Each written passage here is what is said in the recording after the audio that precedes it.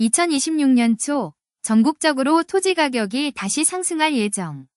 이것은 호치민시의 베테랑 부동산 투자자인 응우옌득화, 엥가인 스크호아 씨의 확언입니다. 토지 투자 기회를 언급하면서 화 씨는 부동산 시장, 특히 토지 분양 시장이 새로운 토지법과 최근 발표된 토지가격표의 변화로 인해 큰 영향을 받고 있다고 설명합니다. 호치민시의 현재 토지 가격은 도시 전역에서 주거용 토지의 경우 최대 4배에서 35배까지 상승했습니다. 그러나 이는 정점이 아니면 2026년 1월 1일부터 전국적으로 토지 가격이 다시 오를 것입니다. 이러한 가격 상승은 토지 분양 시장에 강력한 변동을 초래할 것입니다. 이 베테랑 투자자는 중심 지역보다는 외곽 지역의 시장이 더 큰 영향을 받을 것이라고 확신했습니다. 토지 분양 시장은 아직 완전히 회복되지 않았지만 최저점을 벗어났으며 긍정적인 신호를 보이고 있습니다. 특히 호치민시 동부, 특히 구군의 경우 토지 거래가 활발하며 2023년 대비 지역에 따라 10에서 20%의 가격 상승이 관찰되고 있습니다. 높은 유동성과 가격 상승은 시장의 단기적인 성장 가능성을 시사합니다. 장기적으로는 새로운 법의 영향이 계속 확산되면서 추가 성장 가능성이 있습니다. 화 씨는 새로운 토지법이 토지 분양 시장에 미칠 영향에 대해 다음과 같이 설명합니다. 첫째, 83번 결정, 퀼틴 83에 대한 명확한 설명이 필요합니다. 이 결정에 따르면 투자자는 개발이 완료되지 않은 경우 토지를 분할하여 판매할 수 없습니다. 새로운 절차에 따라 투자자는 재정 의무를 이행해야 하며 이는 일반적인 평가 방법에 따라 제품 가격을 높이는 결과를 낳습니다. 현재 3가지 주요 평가 방법이 있습니다. 할인된 현금 흐름 방식, 유사 제품 비교 방식, 그리고 가장 복잡한 방식인 생산원가에 따른 평가입니다.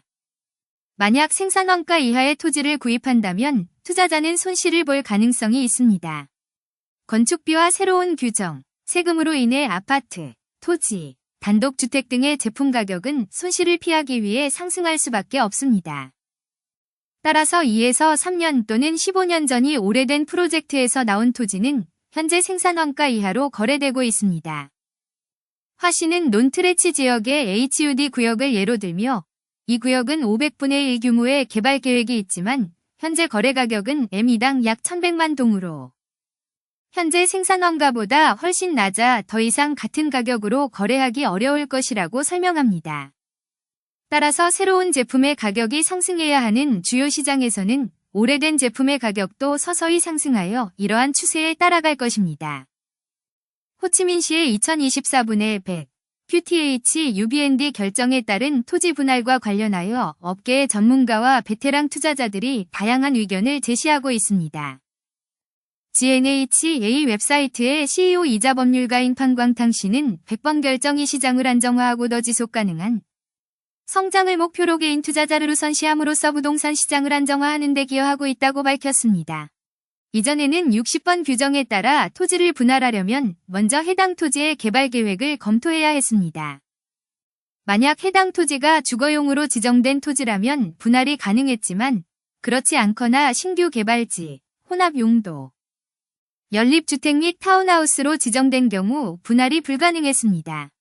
이 조건들은 매우 엄격했고 많은 경우 토지 분할을 제한했습니다.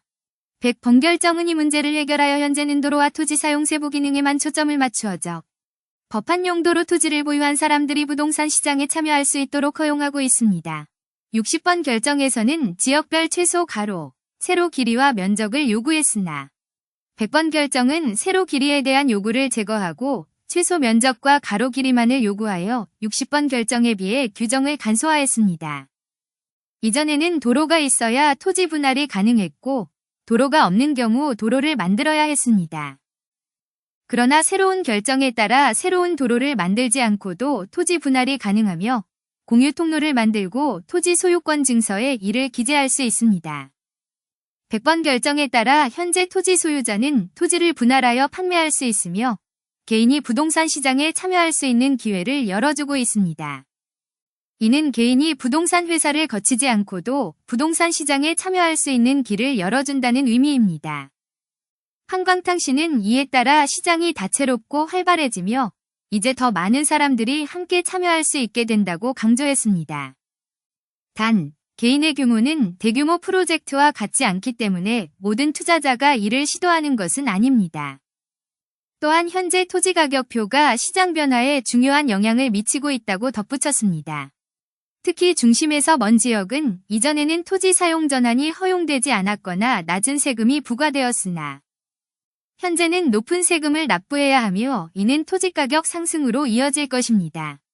높은 세금은 토지의 가치 상승을 반영하며 많은 사람들의 투자 결정에 영향을 미칩니다.